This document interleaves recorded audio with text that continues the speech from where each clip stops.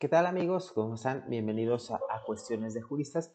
Y en este video traigo para ustedes algunos otros significados de la expresión constitución apoyados en el trabajo de Ricardo Guastini. Bien, otro de los significados importantes de constitución es aquel que enuncia la constitución como código de la materia constitucional.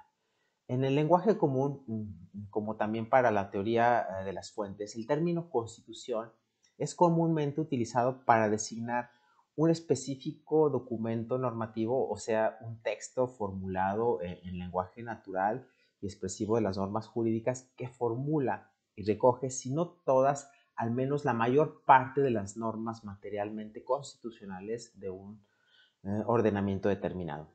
En esta acepción, en suma, la Constitución es una suerte de código de la materia constitucional. Al igual que es verdad, es raro que todas las normas constitucionales contenidas en una constitución sean materialmente constitucionales, también es raro que la constitución agote toda la materia constitucional. El Código Constitucional, allí donde existe, es un texto que se distingue de otros documentos normativos, en particular las leyes comunes o las leyes ordinarias, al menos por las siguientes características. En primer lugar, la Constitución se distingue de otros textos en virtud de su nombre propio, es decir, el nombre de Constitución. En otros ordenamientos se puede decir carta, carta constitucional, estatuto, ley fundamental o similares, que corresponde a veces a una peculiar formulación. Normalmente las constituciones o unas de sus partes están redactadas en un lenguaje solemne, destinado a subrayar la importancia política del documento.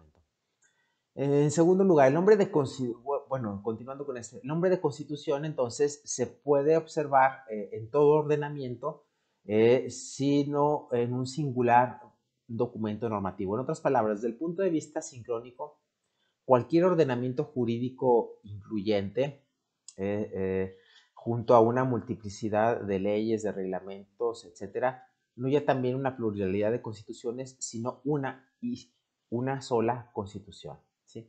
En segundo lugar, la constitución se distingue de las otras fuentes del derecho en virtud de su contenido característico.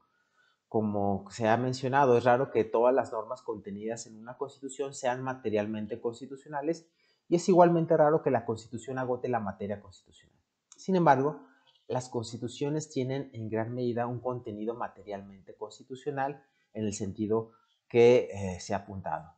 Y normalmente las constituciones incluyen las normas que confieren los derechos fundamentales de las personas, disciplinando de esa manera las relaciones entre los ciudadanos y el poder político.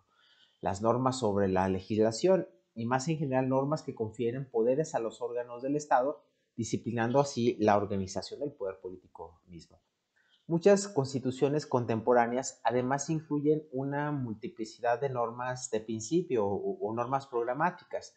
Unas contienen los valores y principios que informan a todo el ordenamiento jurídico y las programáticas recomiendan al legislador y eventualmente a la administración pública perseguir programas de reforma económica y social. En tercer lugar, la Constitución se distingue de las otras fuentes del derecho en virtud de sus destinatarios típicos. Sino todas, casi todas las normas constitucionales se refieren no ya a los ciudadanos particulares, ni siquiera a los órganos jurisdiccionales comunes, sino a los órganos constitucionales supremos, como el jefe de Estado, las cámaras, al gobierno, a la Corte o al Tribunal Constitucional, etc. Se observa que cuando se emplea el vocablo constitución en el sentido de código constitucional, no se puede decir que todo Estado esté necesariamente provisto de una constitución.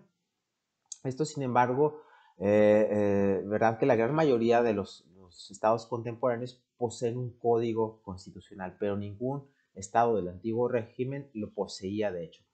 En nuestra época son raros o rarísimos los estados que no lo poseen. Se suele citar, por ejemplo, a la Gran Bretaña, cuyo derecho constitucional es en gran parte consuetudinario y por tanto no codificado. De todas formas, no existen razones lógicas que excluyan la existencia de un estado desprovisto de un código constitucional. Eh, Otro tema importante es la constitución, el término constitución como una fuente diferenciada.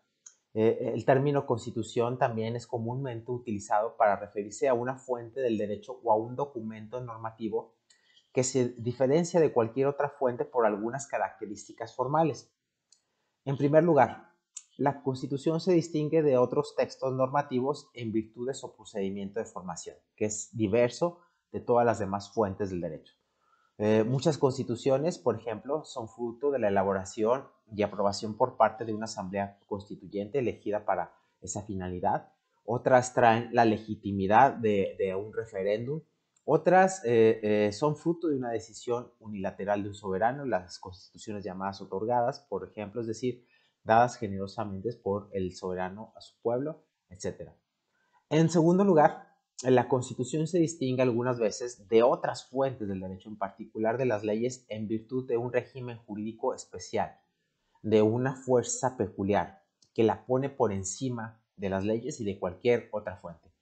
Gozan de un régimen jurídico especial, en este sentido, las constituciones que no pueden ser abrogadas, derogadas o modificadas por las leyes, en las que el procedimiento de revisión constitucional es diverso y es más complejo que el procedimiento legislativo ordinario. En tales constituciones son llamadas constituciones rígidas. La Constitución y otras leyes. Las constituciones escritas son leyes en sentido genérico, o sea, son textos normativos, documentos que expresan normas jurídicas. Pero ¿qué distingue una constitución de las demás leyes? Esta pregunta admite diversas respuestas, cada una de las cuales supone un diverso concepto de constitución. Se puede opinar, ante todo, que la Constitución se distingue de las otras leyes en virtud de su función característica. La función de las constituciones es limitar al poder político. Este punto de vista está conectado al concepto liberal de constitución que hacíamos referencia en uno de los videos. Se puede opinar además que la Constitución se distingue de las otras leyes en virtud de su contenido. El contenido típico de las constituciones, como ya lo vimos, es la distribución de los poderes en el seno del aparato estatal y la disciplina de las relaciones entre el Estado y los ciudadanos. Este punto de vista se encuentra conectado al concepto de constitución como un conjunto de normas fundamentales. Se puede afirmar, en fin, que la Constitución se distingue de las otras leyes, de otras normas, en virtud no de su contenido, sino prescindiendo de él, es decir, en virtud de su forma. ¿En qué sentido? ¿En qué sentido nos estamos refiriendo? En un primer sentido, o débil de forma, denota un aspecto exterior de las constituciones. Son constituciones todos y solamente aquellos documentos normativos que tienen ese nombre, cualquiera que sea su contenido normativo. De este modo, las constituciones consuetudinarias no son verdaderas constituciones. En un sentido fuerte de forma, denota el régimen jurídico o la fuerza de algunas constituciones.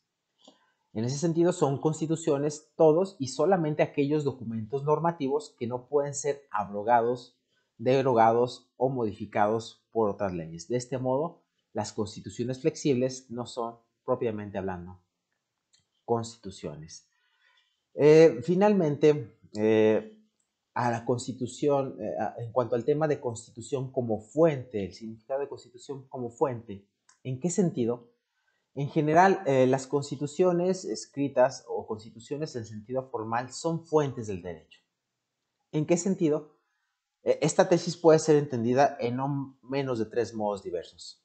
En primer lugar, se puede decir que la Constitución es fuente del derecho por entender simplemente que los enunciados constitucionales expresan normas, las cuales disciplinan cuando menos la organización del Estado y las relaciones entre el Estado y los ciudadanos, como ya lo vimos. Este primer modo de entender la tesis en examen es prima facie absolutamente obvio y no problemático. En un segundo sentido, se puede decir que la Constitución es fuente del derecho por entender que las normas constitucionales, al menos bajo un régimen de constitución rígida, son idóneas para abrogar o invalidar, se trata en este caso de una invalidez sobrevenida, normas anteriores de rango subconstitucional materialmente incompatibles con ellas, y para invalidar normas sucesivas de rango subconstitucional formalmente disconformes o materialmente incompatibles con ellas. Este segundo modo de entender la tesis en cuestión es menos obvio desde el momento que, por ejemplo, en Italia la doctrina y la jurisprudencia, al menos en relación con algunas normas constitucionales, han sostenido una opinión contraria. En un tercer sentido, se puede decir que la Constitución es fuente del derecho por entender que las normas constitucionales son idóneas para disciplinar directamente no solo la organización estatal y las relaciones que existen entre el Estado y los ciudadanos, sino también las relaciones entre particulares y son, por tanto, susceptibles de aplicación jurisdiccional por parte de cualquier juez y no solamente por parte del juez constitucional. También este tercer modo de entender la tesis en examen no es tan obvio, ya sea porque está en contraste con la concepción clásica de constitución como un límite al poder político, o ya sea también porque más en general está conectado en un cierto modo de interpretar los textos constitucionales. Y con este video terminamos de abordar algunos de los significados de constitución y seguimos compartiendo con ustedes algunos contenidos importantes. Si le gustó ese video, denle like y suscríbase a mi canal Cuestiones de Juristas. Como siempre, un gusto, un placer compartir con ustedes.